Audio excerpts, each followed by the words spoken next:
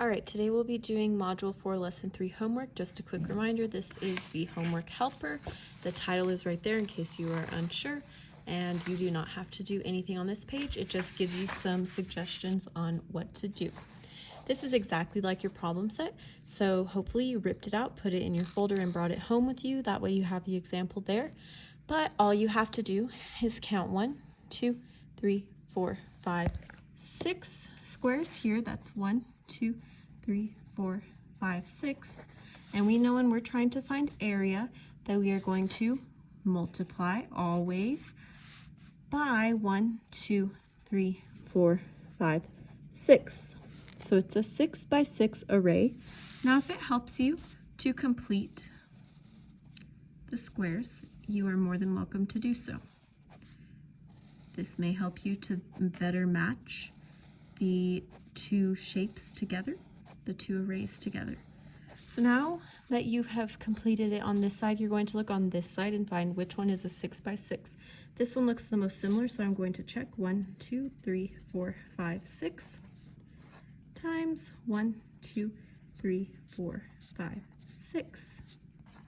It is the same, so we're going to draw an arrow to connect them, and then right here, write our equation. 6 centimeters times 6 centimeters equals 36 square centimeters, right? It's square because it's 2. You're multiplying 2, so it's squared.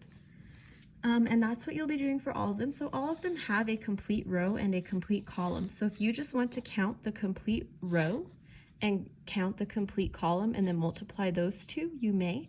Or if you want to complete the array and then count how many squares inside, you can do that as well. But just a reminder, this blank centimeters times blank centimeters comes from side 1 times side 2. Okay?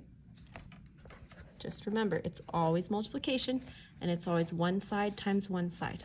They have to be the different sides. On this next page, it is just like the problem set we did. So, Min skip counts by 6s to find the total number of squares in the rectangle. She says there are 36 square units. Is she correct? So I would complete this first. Draw all your lines. Sorry that mine aren't straight. And then once you do that, I would count 1, 2, 3, 4, 5, 6 times. This is no different than what you did on the front. 1, 2, 3, 4, 5, 6. Does 6 times 6 equal 36? If it does, I want you to write a complete sentence explaining that it does equal 36. If it doesn't equal 36, I want you to write a complete sentence stating why it does not. And again, you have that example on your problem set, so please look at that when you're writing your sentence. This one says the tub in Paige's bathroom covers the tile floors as shown below. So I gave the example in our classroom, we have a rug on our tiles. Just because there is a tub here, like a bathtub, does not mean that the tiles are not underneath it. So when we're counting, we're pretending that we can see all of these tiles right here. And we're going to find the area for all of these tiles. So what we're going to do, we can still see the tiles here, so we're going to use it. 1, 2, 3, 4, 5, 6, 7, 8, 9. Remember, our operation will always be multiplication times 1, 2, 3, 4, 5, 6, 7, 8, 9, 10. So now it is your job. This is our multiplication equation. When you find the answer, you need to write a complete sentence stating that whatever you found here is the number of tiles or area on the floor. And then this last one, it's a little tricky because of the way that the image looks, but don't let that distract you. Frank sees a notebook on top of his chessboard. How many squares are covered by the notebook? Explain your answer. So what you have to do here is first find the area of the total chessboard, just like we found the area of the total floor. Same thing here. So we're going to go 1, 2, 3, 4, 5, 6, 7 by 1, 2, 3, 4, 5, 6, 7, 8. So remember, anytime I say by, that also means times. So 7 by 8 is a 7 times 8. So you need to find,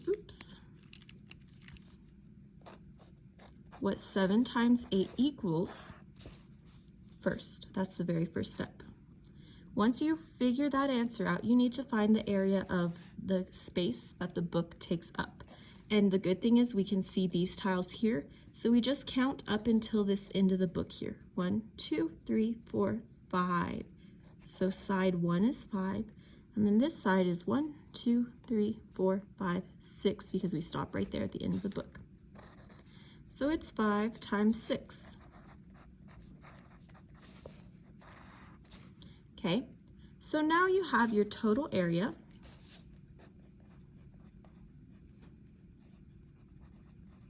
And you have the book area. We are trying to find how many squares are covered by the book. So all you have to do is look at this one right here and you will find your answer. Now this one I just wanted you to find because it's good to practice finding all sorts of area. So this is the total area of the chessboard, what you get here, but this is the book area, which is just this area here. And then you need to write a complete sentence explaining why the book area is whatever you got.